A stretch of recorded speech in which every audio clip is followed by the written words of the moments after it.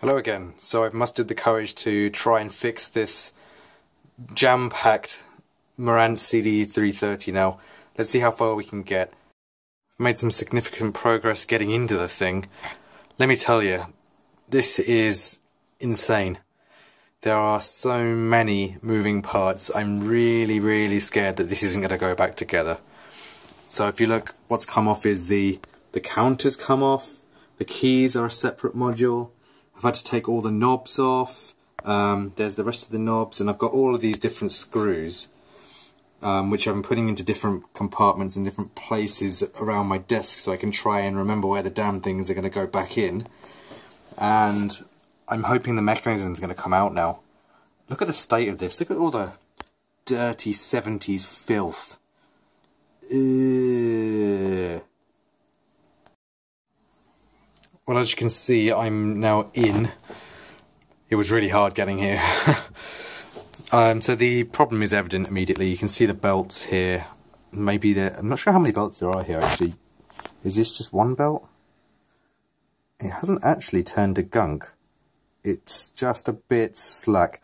I'm probably going to want to replace it anyway. And of course I have to figure out the path of the belt, which is going to be annoying.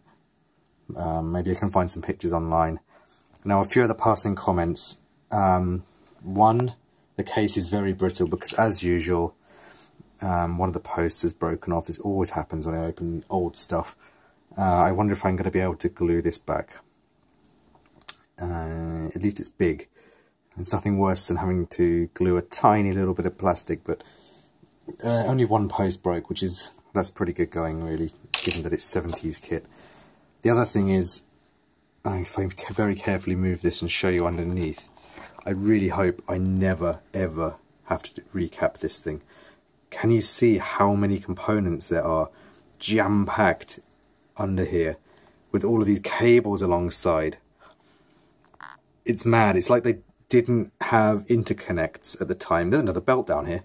Aha! There's another belt. Okay. So there are two belts.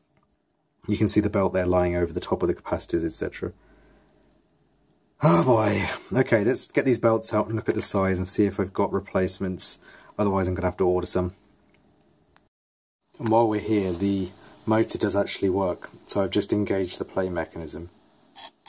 And that is spinning. So that's good. Some of the screws have this blue gunk around them, which is kind of gluing them down to the board. It's making them very hard to undo.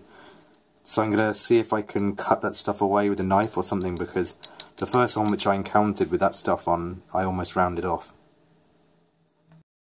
So there we are into the pulley system. And the question now is, how did these belts go? If I'm lucky, I might be able to find something online. Otherwise I'm going to have to figure this out myself.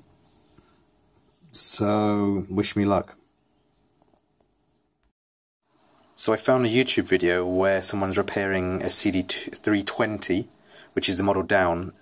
It looks mostly the same, and you can see there the two belts sitting on the mechanism here. So that gives me an idea of how to fit the belts. The belts themselves are, well, the ones that are in there are in the process of turning to black gunk, which is the worst kind of belt deterioration. It's horrendous stuff to get out of your carpet, off your fingers, off your face, wherever it happens to land.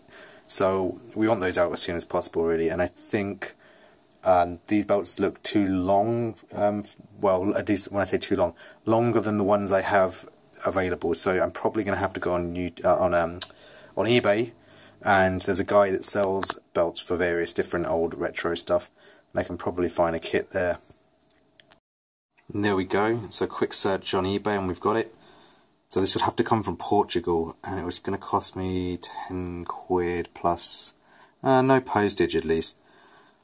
But, well, I can't really do much until I have those, so maybe it's time to wrap up the video, and yeah, I'll see you in part 3 then.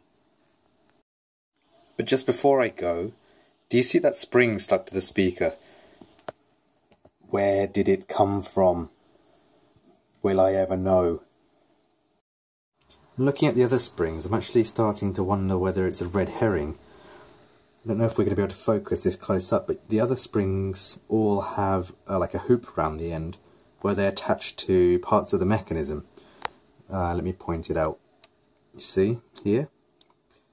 Whereas the one that I just found stuck to the speaker is just a regular spring, so that could have come in from outside of the case, you know, which could just be a random spring which has made its way in. On the other hand, it could be a spring which is used for some other purpose, which has actually just come loose, and it may be essential to the operation. Who knows? We'll find out, won't we, when it doesn't work. Okay, see you in part 3.